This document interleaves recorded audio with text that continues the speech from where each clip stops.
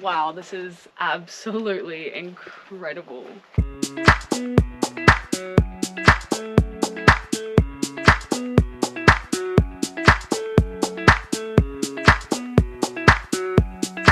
We have just left our accommodation. We're staying in Sarandë, probably the best accommodation we've stayed in, and it is relatively cheap, so we're super happy with it. We are just walking down to the Sarandë Boulevard, and we're going to check out the beach there. In this video, we're going to explore some incredible places around Sarandë, so keep watching and take notes if you're planning a trip here, because so far it's been absolutely beautiful. If you're new here, we just finished a sailing trip around some islands in Greece with a company called Med Sailors. It's absolutely brilliant. I'll link that video somewhere in this video. We got the ferry across from Corfu.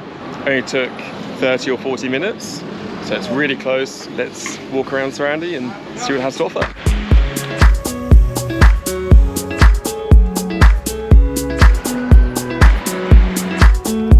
So we were meant to go to Ksamil, which is a beautiful beach this morning, but the bus was full. We just looked, the next bus was full, so we made the right call. We are going to stay around Sarandë today and yeah, check this out. So yeah, that's a big tip. If you're going to get the bus from Sarandë to Ksamil, get it first thing, especially in the busy seasons. We're in shoulder season right now, so it's not even that busy. But like July, August, definitely get the first bus if you can. Yeah.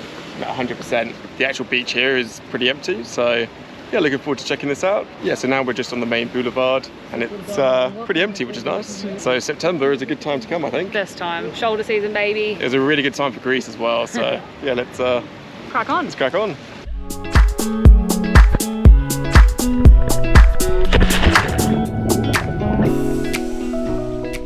So after a dip in the ocean, we are heading back to our accommodation. Later on, we are hiking up that mountain right behind us for sunset.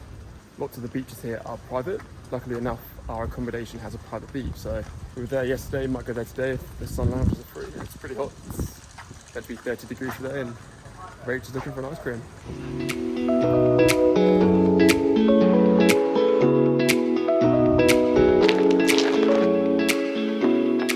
Okay, so we made it to the top. That's the castle behind us right there. Bit of a interesting walk up. It's roads pretty much the whole way, so if you are walking, take care. And it's sketchy, basically. Yeah, it's sketchy. There's some nice views on the way up. Yeah, we really enjoyed the private beach earlier, but yeah, the hike was absolutely worth this view. We're just next to the castle, and as you can see behind us, it's gonna be a good view for the sunset. Anyway, we will see you in the morning.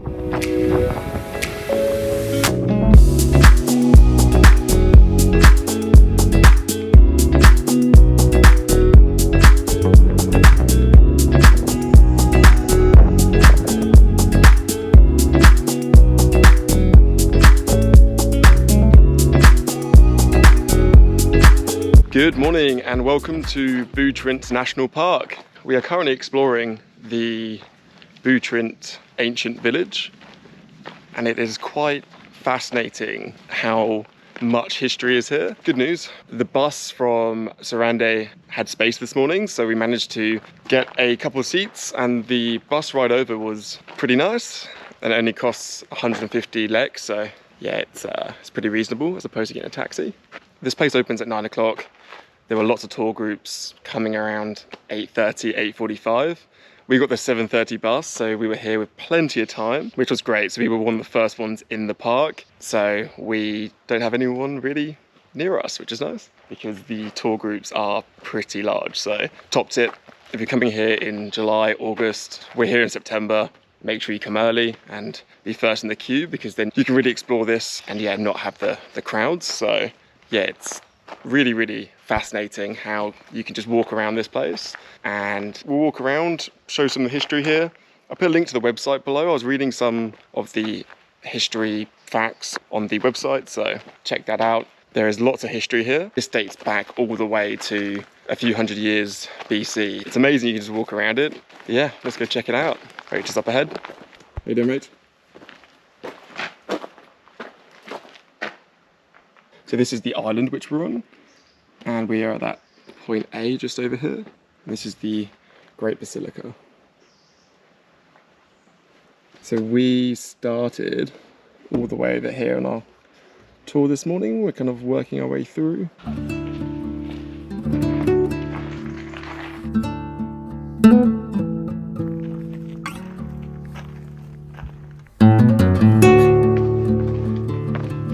This was built in the 4th century BC without mortar.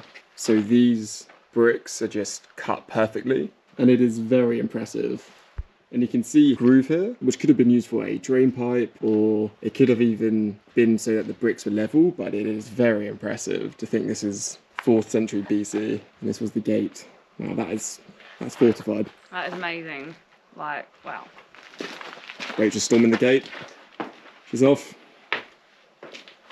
It's fascinating you can walk in here. I think how thick these walls are. I can't believe it's just open to the public. Yeah. We should walk through it. Oh, it's 1,000 lek, or 10 euros. About 10 euros. What's that, $15? Yeah, about 15 bucks. Like, this is just open. You can just come in here. Australian dollars. And just walk through some of them. Like, look at these rounded blocks that they've used. It's almost like they wanted it to look a bit more aesthetic. Do you know what I mean? Like, they were even thinking, like, attention to detail back then. It's so fascinating. You can't exactly pop out to Bunnings either. Exactly. Yeah. So it's just like, it's just absolutely fascinating. The level of detail that they went to back then, it's just crazy. What do you reckon that was for? I don't know, that's what I was saying. Stairs going up. Doesn't feel overly safe being in here, does it?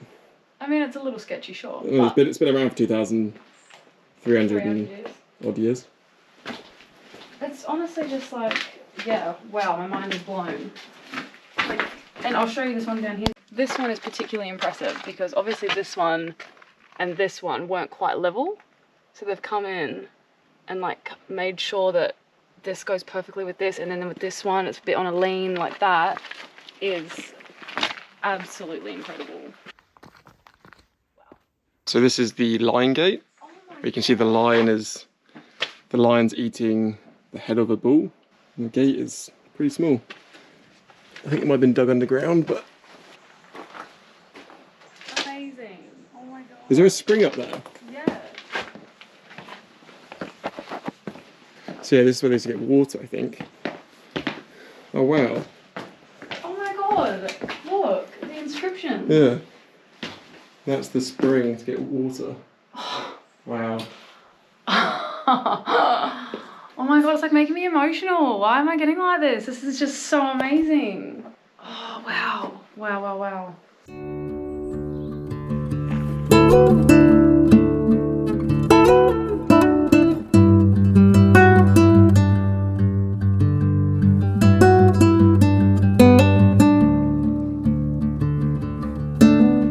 Quick lunch stop. Cheese baguettes. Delicious. Thumbs up. Well done, chef. Thank you. Just sitting on a bench opposite the castle. It's an amazing view just over there.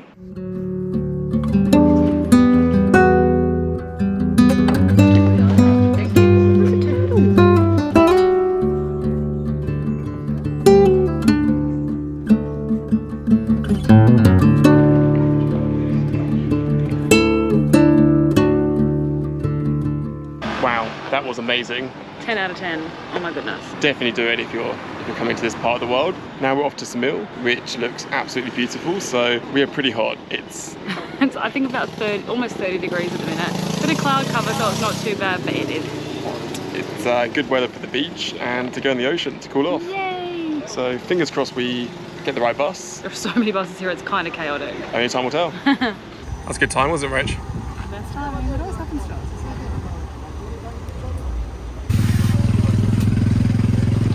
Made the bus. I think this one was running late, like the one before the one we meant to get. So happy days. We've been so fortunate buses, and because we missed the one yesterday, it happened. Also, Rachel's seat is higher than mine. That's why. Yeah, there wasn't a sudden growth spurt. Okay, we made it to Ksamil Beach, and we got a good deal on a kayak. So Ksamil has some really interesting islands just off the coast. So we're currently kayaking across to one of the islands, which looks like it's made up of two smaller islands. Rach is paddling away at the front. Classic. How you feeling, Rach? I'm feeling good. This is the current scene, so Not bad. not bad.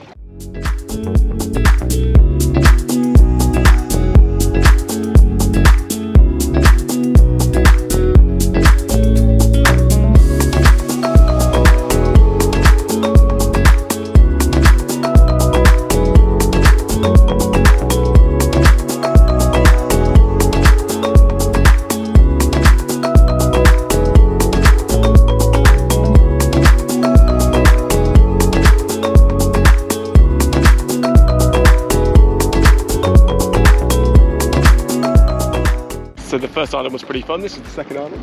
My backpack on because there isn't much clearance between the water and the kayak, and I'm carrying quite a lot of camera equipment, so not ideal. The pedal boats look like fun because you can jump off the back, so they're more expensive, but might be a better way to go if you're coming here.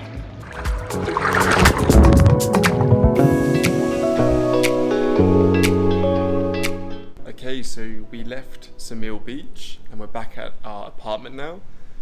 Ksamil Beach was really beautiful, but I guess just to let you know, a lot of the beaches there are private, so you have to pay to rent a sunbed for the day.